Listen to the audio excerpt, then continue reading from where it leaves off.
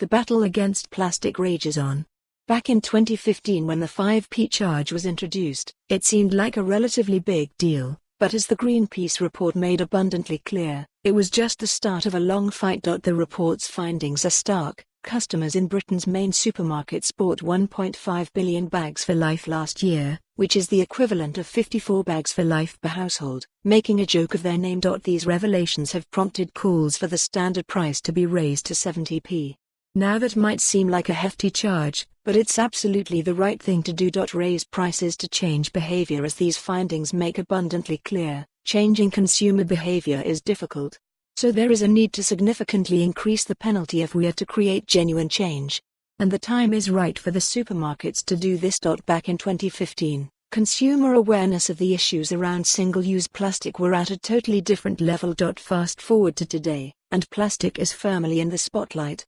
The reality of the damage we're doing to the environment around us and the climate crisis we face is clear and present, and this has created a new consumer and cultural mindset. The consumer will is there. People want to change, and this means that they will accept the higher charge as a necessary price to pay. After all, we now find that 80% of UK shoppers believe not enough is being done to tackle single-use plastic. Don't risk being left behind. Supermarkets should hike up the price of the bags or experiment with removing them, but they absolutely shouldn't stop there. Alongside the numbers on plastic bag use comes the damning statistic that 70% of the UK's top supermarkets increased their plastic use last year.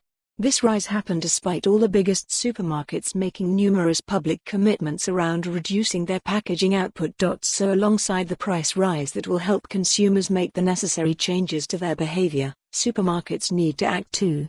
They need to start going much further, faster on plastic use and start genuinely reversing the rise. Right now, if you walk into any major supermarket, you find that plastic still litters the aisles. It can feel as though it's very much business as usual. Most alternative options feel small-scale and tokenistic, miles from the step change in approach that is needed. It's not easy. Plastic is a brilliant material that has helped give us freshness, convenience and longer life.